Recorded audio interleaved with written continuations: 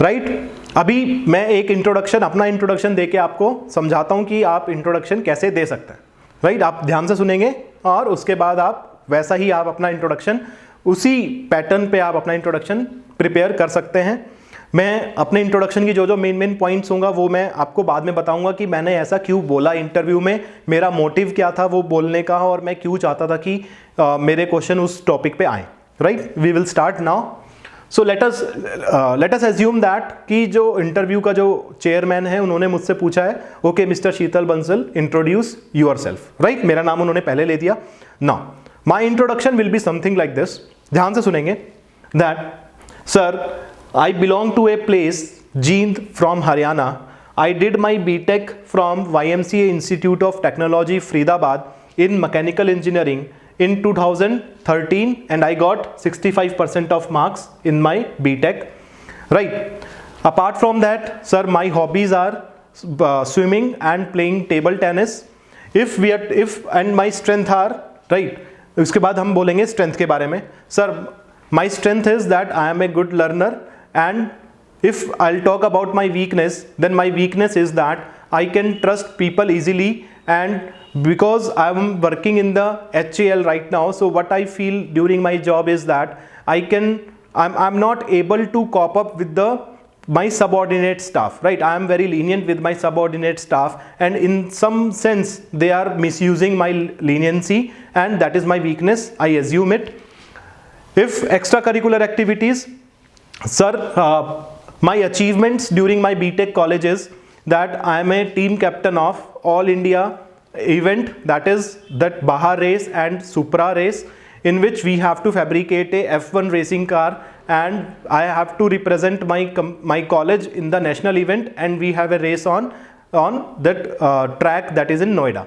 Right now, इन को curricular activities में मैं कुछ नहीं बोलूँगा। Sir, my final year project is that I make a all terrain vehicle, and in that all terrain vehicle we represent our college in the all India level race, that is Baja race, which is conducted by SAE, that is the Society of Automotive Engineers.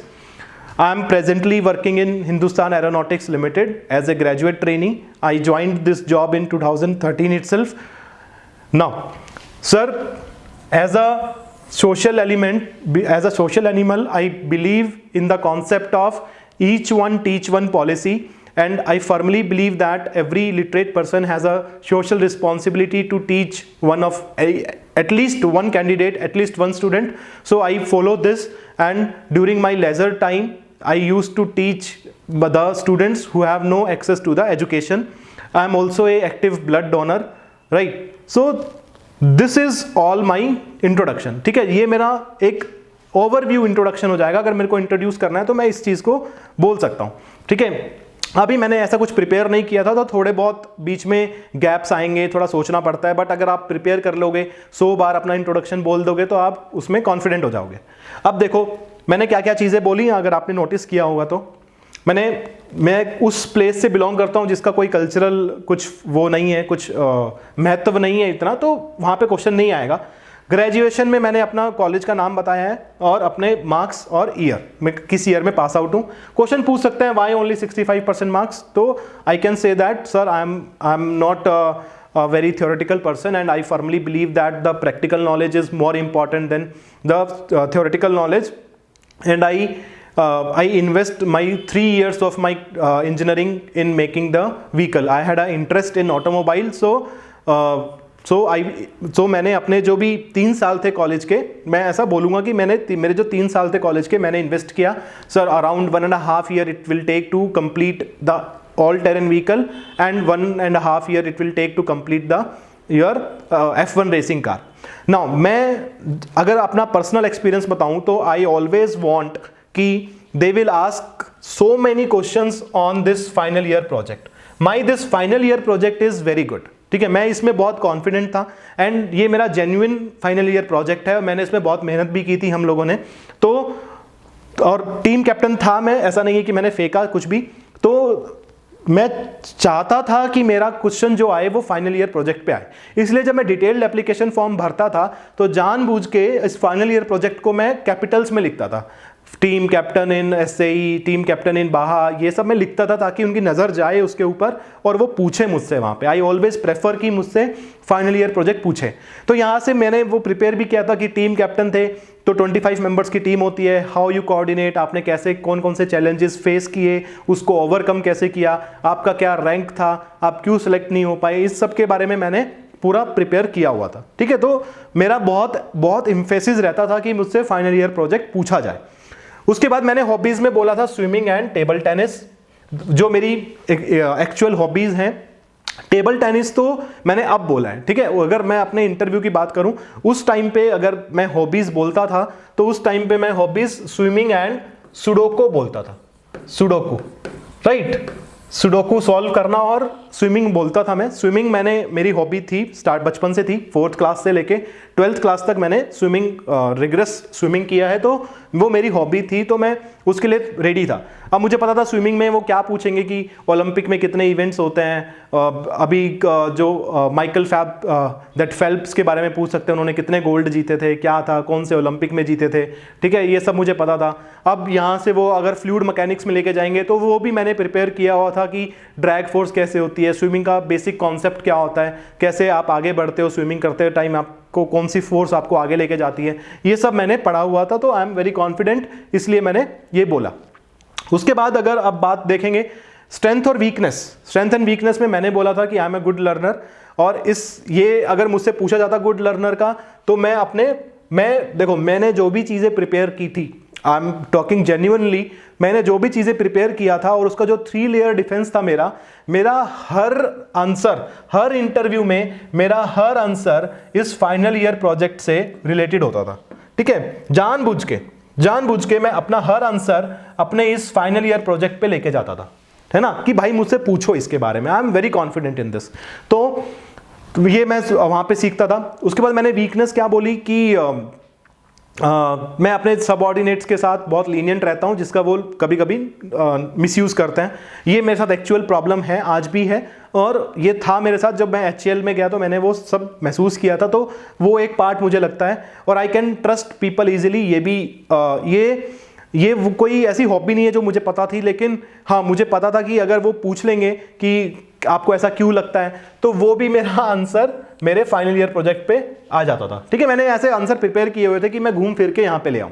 मेरा सिर्फ एक दिमाग में, जब मैं किसी interview में जाता था, मेरे एक दिमाग में रहता था कि भाई इनको अगर इन्होंने पहले पूछ लिया फाइनल ईयर प्रोजेक्ट पे तो मैं बहुत अच्छा कर जाऊँगा, और नहीं पूछा है तो मैं कुछ ऐसे आंसर दूँ जिससे वो मेरे फाइनल ईयर प्रोजेक्ट पे आ जाए। अगर मैं अपना पर्सनल एक्सपीरियंस बताऊँ, IOCL, ठीक है, IOCL का जो मेरा इंटरव्यू हुआ था 20 मिनट का interview, complete 20 minutes interview is on this final year project, है ना, पूरा का पूरा इंटरव्यू यहां से हुआ था, क्योंकि मैंने उस टाइम पे स्ट्रेंथ बोली थी कि I have a great problem solving technique. ये मेरी स्ट्रेंथ मैंने लिखी थी वहां पे, मुझे याद है अभी भी कि मैंने लिखा था I have a great problem solving technique. तो उन्होंने पूछा था कि क्यों लगता है आपको कि आप प्रॉब्लम सॉल्विंग टेक्निक आपके अंदर अच्छा है, तो मैंने बोला कि sir we are the first in our college जिन्होंने ये प्रोजेक्ट किया था। उसके बाद हमने रिप्रेजेंट किया, क्या क्या प्रॉब्लम आई, हमने उनको कैसे सॉल्व किया। उसके बाद उन्होंने इतने प्रॉब्लम सॉल्विंग केस स्टडी दिया। IOCL में जो पाइपलाइन होती है वो फट जाएगी तो क्या करोगे, आग लग जाएगी तो क्या करोगे, कोई रिवर है उसके नीचे से IOCL की पाइपलाइन जा रही है, वो फट गई तो क्या करोगे, क्योंकि उसके अंदर बहुत सारे आपके मछली वगैरह बहुत सारी रहती हैं तो उनकी लाइफ खतरे में आ जाएगी। तो ये न्यूज़ मीडिया में चली गई तो फिर जो एनवायरनमेंट वाले लोग हैं वो आ जाएंगे कि ये क्या कर दिया आपने, आपको मीडिया को भी आपको आंसर देना है। तो बहुत सारी केस स्टडी दी मुझसे, और लास्ट में जो भी मैंने आंसर दिए, ठीक है, ये सब मैं प्रिपेयर करके गया था। मेरा फाइनल ईयर प्रोजेक्ट बहुत अच्छा था, बहुत मेहनत भी की थी हम लोगों ने। तो जो भी मैंने आंसर दिया लास्ट में उन्होंने मुझसे बोला था कि यू आर सिलेक्टेड। ऐसा जनरली नहीं बोलते हैं क्योंकि उनको नहीं पता था आपके मार्क्स क्या चल रहे हैं, क्या बच्चे आएंगे। उन्होंने बोला था यू आर सिलेक्टेड, ठीक है। तो बहुत अच्छा इंटरव्यू गया था, लेकिन मैं वही बताना चाहता हूँ कि पूरे फाइनल मेरा फोकस रहता था हमेशा कि यहाँ पे मेरे से पूछा जाए। इसलिए मैं बोल रहा हूँ कि जो स्टूडेंट्स जिन्होंने फाइनल ईयर प्रोजेक्ट बहुत अच्छा किया है उसको बहुत अच्छे से प्रिपेयर कर लो, यहाँ पे आप अपना इंटरव्यू लेके जा सकते हो, ठीक है। उसके बाद मैंने क्या बोला था, जॉब के बारे में, हिंदुस्तान एरोनॉटिक्स लिमिटेड के बारे में बोला था, ठीक है। मैंने सिर्फ 3 महीने जॉब किया था, तो मेरे को ये श्योर था कि मुझसे नहीं पूछा जाएगा इसके बारे में, लेकिन पूछा जाएगा कि क्यों छोड़ दी, उसके लिए मैंने प्रिपेयर किया हुआ था। ठीक है, सोशल एलिमेंट्स के बारे में मैंने बोला कि I follow each one teach one policy, right. आप भी इसको लेके जा सकते हैं, ईच वन टीच वन, ये मैं बोलता हूँ जनरली अपने इंटरव्यूज में, मैंने ये बोला था each one teach one policy. तो पूछ सकते हैं कि आप किसको पढ़ाते हैं, तो वो भी बोल सकते हैं कि अगर आप ये प्रिपेयर करते हो तो बोल देते हैं why you are not choosing teaching as a profession, why you want to come to any company, और ये तो उसके लिए आप प्रिपेयर कर सकते हैं, अच्छे से प्रिपेयर कर सकते हैं। तो ये ऐसे आप अपना इंट्रोडक्शन देंगे, ठीक है, दैट इज इंपॉर्टेंट। ये पूछेंगे आपसे। तो कुछ चीजें हैं जो मैं आपको बताना चाहता था इस वीडियो के थ्रू कि इंट्रोडक्शन कैसे देते हैं। बहुत सारे बच्चे गलती कर देते हैं इंट्रोडक्शन में, 10th 12th से शुरू कर देते हैं, फादर का नेम, मदर का name, date of birth, father क्या करते हैं, मदर क्या करते हैं, सिबलिंग्स क्या करते हैं, ये सब फालतू बकवास उनको नहीं सुननी है ना। तो नाम, प्लेस, ग्रेजुएशन, फिर धीरे धीरे उस पर जहाँ पे आप अपना इंटरव्यू लेके जाना चाहते हैं। So this is the way you can introduce yourself in any interview. किसी भी इंटरव्यू में आप अपना इंट्रोडक्शन ऐसे लिख लेंगे कि एक पेज पे आप अपना इंट्रोडक्शन लिख लो, ठीक है, उस इंट्रोडक्शन को आप 50 बार या 100 बार उसको रिपीट करो, उसको याद कर लो, है ना। देखो, जब मैंने इंट्रोडक्शन दिया तो मैं बीच बीच में रुक रहा था क्योंकि मैंने प्रैक्टिस नहीं किया हुआ है, मैंने बस अभी आपको बोल दिया, ठीक है, बट अभी मेरा चलता है, बट आपका नहीं चलेगा। आपको बीच में गैप नहीं लेना है, आपको बस जैसे होता ना, जो रटने वाले बच्चे होते हैं, जो रट्टू तोते होते हैं, बस वैसे ही स्टार्ट करके sir I am from Jind blah blah blah, शुरू से लेके अंत तक एक ही सांस में बोल जाओ अपना इंट्रोडक्शन, ठीक है, बीच में अटकना नहीं है। तो this is the way you can introduce yourself in any interview you are facing.